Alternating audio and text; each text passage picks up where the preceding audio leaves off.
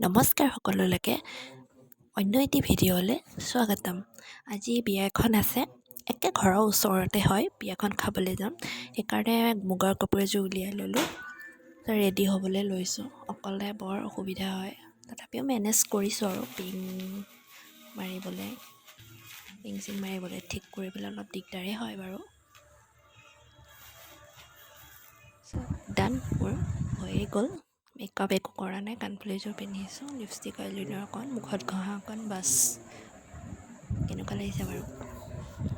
এইজনীক চাওকচোন, আমাৰ চিকলি। তাই শান্তি নাই, টানি আজৰি খাং কৰিছে। ক'ৰবালৈ ওলালে তাই এনেকুৱাই কৰে। এইজনী ইফালে এবাৰ সোমাইছে, সিফালে এবাৰ, কাপোৰ কানি টানি কামুৰি।